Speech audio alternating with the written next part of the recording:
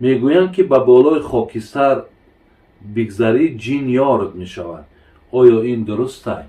البته مثلا در جایهایی که بوی باشه و چرک باشه جین ها در اونجا بیشتر هستند. برای همین هر یک جایی که دیدی خاکستر ای یا زیرش لخچه علاب ای هیچ وقت نه به بالاش بگذر یا هیچ وقت پاتا در درون حمام نمان.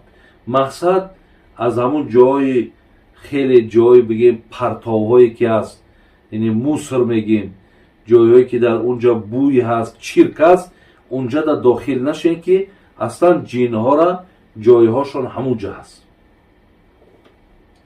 بابا جان پیغمبرمان آمده است اینجا ده، یعنی چگونه چهره داشتن. من حاضر درباره چهره پیامبر برای شما صحبت میکنم، یک صحبت علایده حاضر میکنم، نصیب باشه در این روزهای نزدیک میپرتم. سوال دیگر آمده است که قبر 25 ساله را کنده در جای دیگر مانیم، درسته؟ درسته.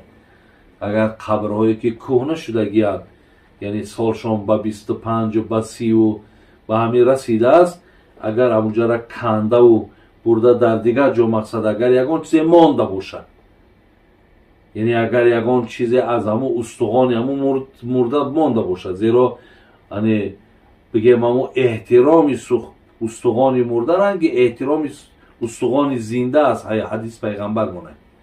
برای همین اگر همون یکان چیزی که از همون مانده باشد بله کنده در دیگر جا برده مانده میتونه و در جاش یکان مقصد چیزی که شما نیت دارین میتونی که بکنین. امورا خواندن سوره واقعه در شب چی خاصیت دارد؟ سوره واقعه را من برادرای عزیز در تفسیر دیدم که مقصد میگد آمده است، میگد خب سوره واقعه میگد در مکه مکرمه نازل شدگی است، دارای 96 آیت است، یعنی 96 آیت دارد. اینا به خاطر آن واقعه موندن که در اول سوره اذا وقعت الواقعه آغاز می شود. گفته است از انس رسول اکرم آوردن، رسول حضرت انس از رسول اکرم آوردن که سوره واقعه سوره توانگری است، پس آن را بخوانید و با فرزندانتان نیز تعلیم دهید. یعنی سوره ای که آدم توانگر میکنن، یعنی آدم میگن مالدار میکنن اگر کسی همین سوره واقعه را بسیار میخونه. و ثعلبی و ابن عساکر در شرح حال عبدالله ابن مسعود روایت کردند، یعنی اینها از جناب عبدالله ابن مسعود آوردن که عبدالله ابن مسعود هم با بیماری میگه مبتلا شد، صحابه پیامبر، و به همون بیماریش میگه رحلت کرده بود.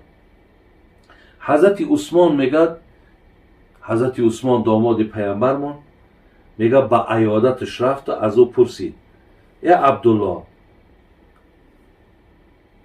از چی؟ گفت بین از چی بیماری رنج میبری؟ گفت از بیماری گناهانم. مقصد چی رنج داری؟ چی غمت میته؟ گفت گناه های بسیارم. گفت به چی چیز میل داری؟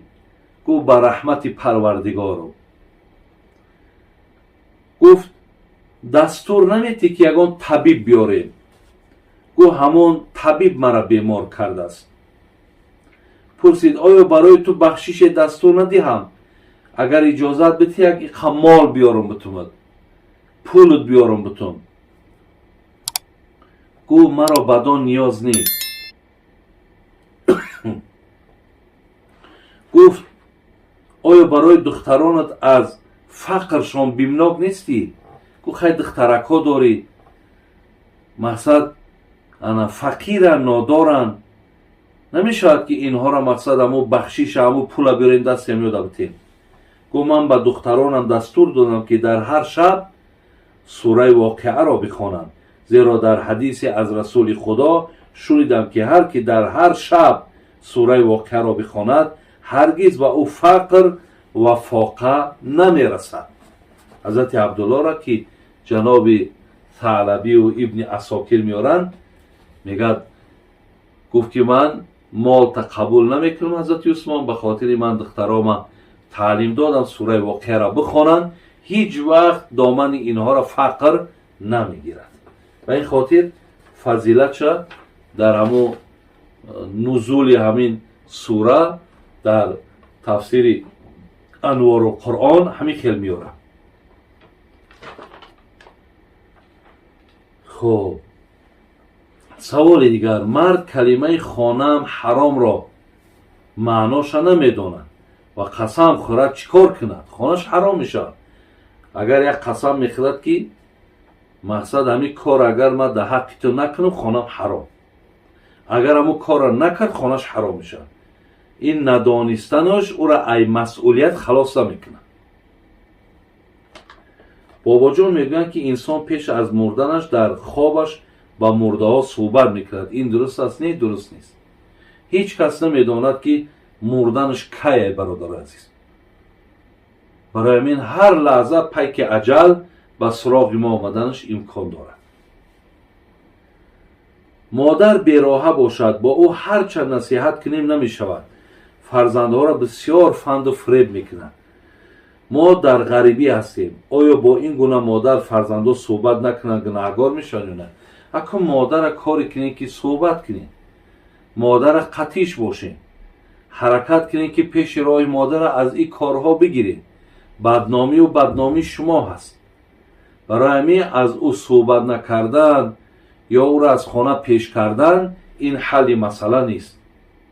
شما یک جا شیده مادر همراهتون برین یا اینکه مقصد همراهش بیستین، یعنی یک راهی را یا که اگر شوهر میفارش شوهرش بتین تا که از این بدنامی خلاص شید.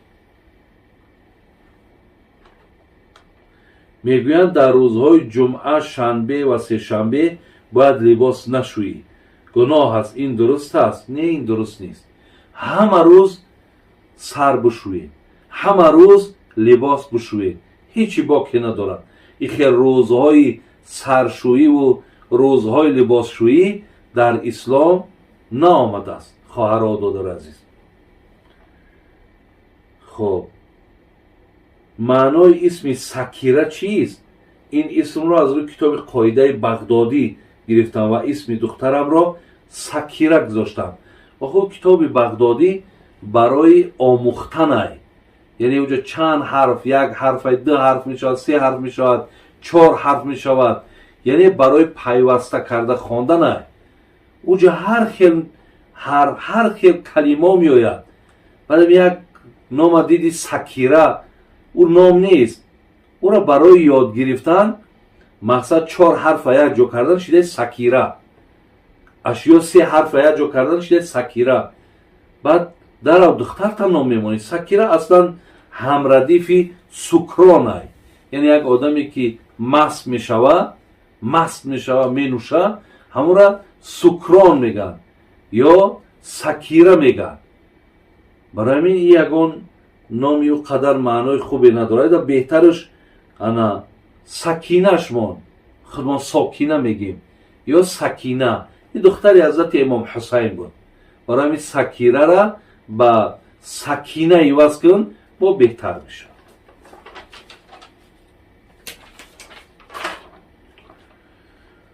خب قبر حضرت موسی در کدام شهر است؟